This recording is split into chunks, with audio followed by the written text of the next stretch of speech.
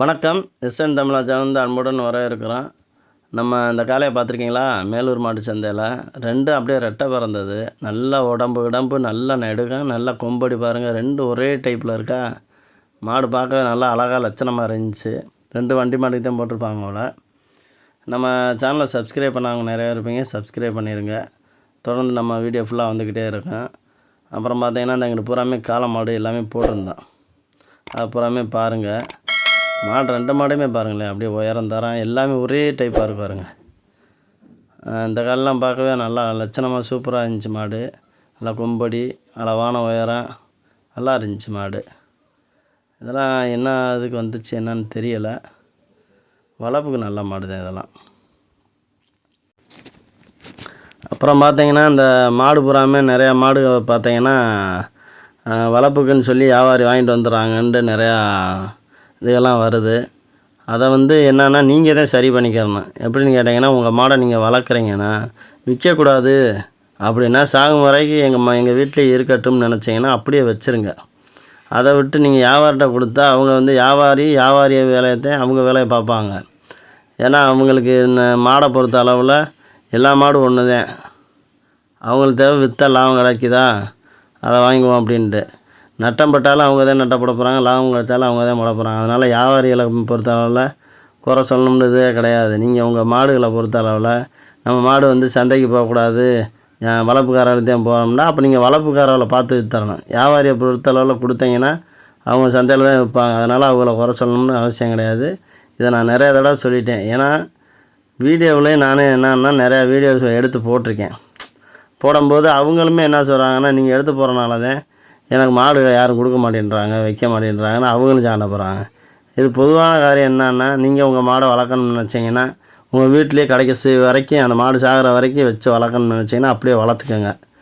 அப்படி தான் என்னோடய கருத்து. மற்றபடியாக பார்த்தீங்கன்னா மாடுகள்லாம் நிறைய மாடு வருது. அதில் ஏதோ ஒரு சில மாடு நம்மளால் வளர்ப்புக்காரை வாங்கிட்டு போகிறாங்க அப்படின்றதில் தான் நம்மளோட எண்ணம் இருக்கும். அதனால் முடிஞ்ச வரைக்கும் நல்லா மாடுகளை வருது வாங்கிட்டு போங்க.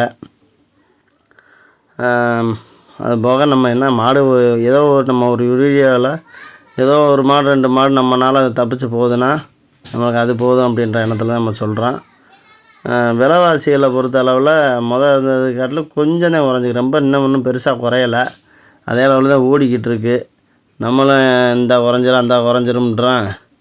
அதே மாதிரி வியாபாரியை நிறையா வர ஆரம்பிச்சிட்டாங்க, வெளி வியாபாரியை. அதனால தான் நம்ம மாடு இது விற்க மாட்டுது. இதெல்லாம் சரியான விளையாட்டு மாடுன்னு சொன்னாங்க. இந்த அங்கே கிடக்கு பாருங்க, அது அந்த காரி மாடு நல்லா விளாண்ட மாடுன்னு சொன்னாங்க. என்ன பண்ணுறது, வந்துருச்சு. என்ன காரணம்னு தெரியலை பாவம். மாடு புறம் இந்த அதெல்லாம் எல்லா மாடுமே பார்க்கவே நல்லா இருக்குது பாருங்க. எல்லாம் நல்ல மாடுகளாக தான் இருக்குது. இந்த மாடை தான் சொன்னேன். பாவம் எல்லாருமே சொல்லிக்கிட்டாங்க, நிறைய பேர் சொல்லிக்கிட்டாங்க நல்ல விளையாட்டு மாடு அப்படின்ட்டு. நல்லா உடம்புலாம் நல்லா இருக்கும், சூப்பராக இருக்குது மாடு. சந்தையில் பூராமே நிறைய மாடு நல்ல மாடு வந்துடும். அது என்ன கணக்கு வழக்கில் வருதுன்னு தெரியாது. ஏன்னா அவங்க என்ன சூழ்நிலைகள் நிறையா விஷயங்கள் இருக்கும், அதனால் கொடுத்துருவாங்க. அதனால் நம்ம இந்த அங்கிட்டு கிடக்குவாங்க சாதி மகாலை சரியான உருப்படி பெருவெட்டு, நல்லா பெருவெட்டு. பூரா மாடு பூராமே நல்ல மாடாக தான் கிடந்துச்சு. மாடு கொஞ்சம் இருந்த காட்டில் வறுத்து கொஞ்சம் குறைஞ்சிருச்சு இருந்த காட்டில். அதனால தான் விலை இன்னும் கொஞ்சம் குறையலை. மாடு உங்களுக்கே தெரியும், நிறையா வீடியோவில் எவ்வளோ மாடு கிடந்துச்சு, இப்போ மாடு எவ்வளோ குறைஞ்சிருச்சுன்னு உங்களுக்கே தெரியும். வார சந்தையில் அவ்வளோ மாடு இருந்துச்சு. மாடு பூரா வெளில வருங்க, இவ்வளோ விரிச்சோன்னா இருக்காது.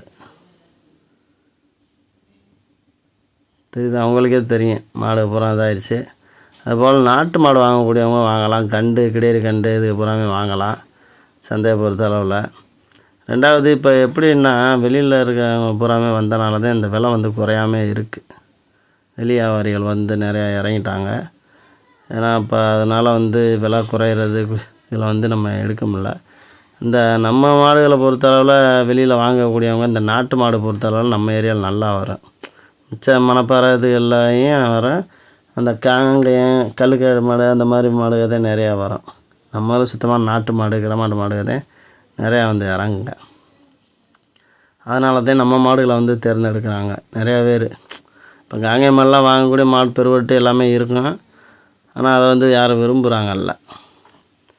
நம்ம ஏரியா மாட்டுக்கு அது ஒரு மவுசு இருக்குது.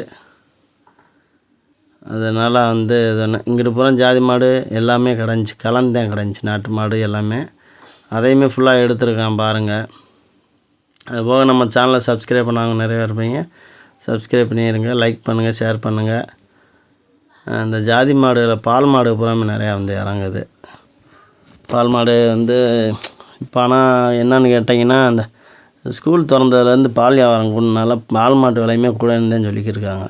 வெளியெல்லாம் போய் பார்த்தேன், ஒரு நம்ம நண்பர்களுக்கு போய் பார்த்தேன்.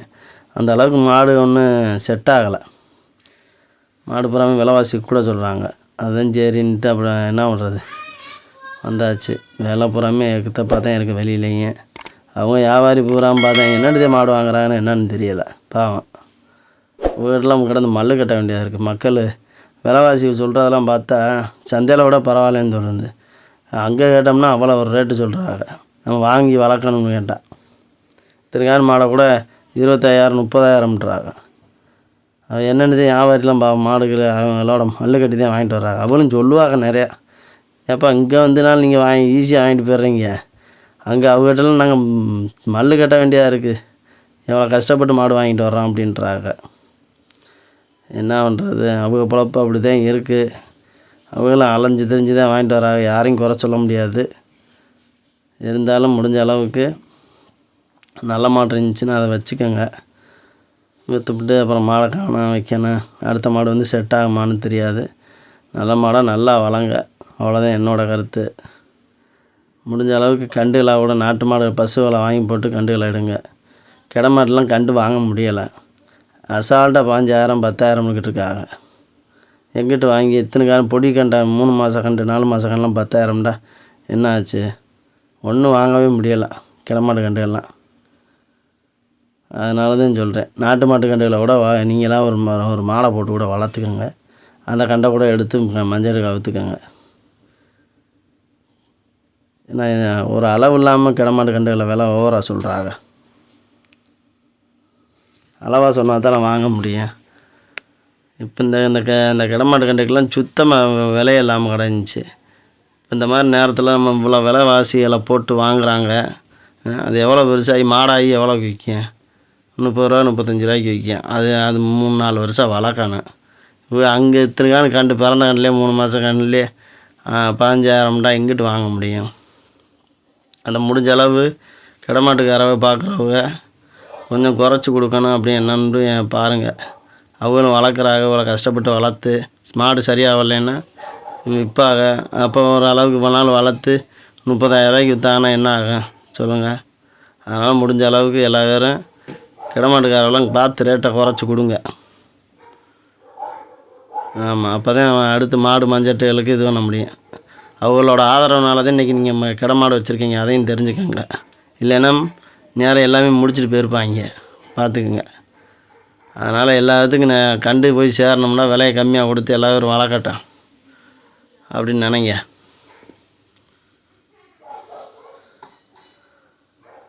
இந்த பூரா மாடு கிடக்கு வருங்க, பூராமே நல்ல மாடு பூரா நல்ல மாடு தான் ஓரளவுக்கு. இந்த இதெல்லாம் நல்லா உயரம்லாம் நல்லா இருந்துச்சு. நாட்டு மாடுகள்லாம் சூப்பர் மாடு வந்துருந்துச்சு. ஜாதி மாடுகள்லாம் எக்கச்சக்கமாக கிடக்கு வருங்க. அங்கிட்டு பூரா பையாம்புலாம் நல்லா கிடந்துச்சு. இந்த அங்கிட்டு உள்ளே கிடக்கிறதுல பூரா இதெல்லாம் கண்டு சூப்பராக இருக்குது, நல்லா கண்டாக இருக்குது. நிறையா கண்டு நல்ல கண்டுலாம் வருது. நம்மளுக்கு பிடிச்ச மாதிரி வந்தால் தானே வாங்க முடியும். அதில் நிறையா சுழியும் கிடக்குங்க கண்டு, ஏகப்பட்ட இது இருக்குது. அந்த இதுவும் பிரச்சனையை பார்க்கணும். கண்டு நல்லா டைப்பாக இருக்குன்னு போய் பார்த்தோம்னா ஏதாவது குறை இருந்து போகுது, அதில் தான் வாங்க முடியாமல் போகுது. இதெல்லாம் நாட்டுக்கண்டு நல்ல கண்டு. அது பாருங்க, அம்மா தழும்பு எக்கச்சக்கமாக இருக்குது பாவம். நல்லா நெடுக நல்லா உயர்ந்தரமாக வரும் மாடாச்சுன்னா. பூரா கிடக்க பாருங்க, எம்புட்டு மாடு படுத்து கிடக்க பாருங்க. அடுத்தடுத்து நம்ம வீடியோ வந்துக்கிட்டே இருங்க, பாருங்கள். பார்த்துட்டு நம்ம சேனலை சப்ஸ்கிரைப் பண்ணிடுங்க.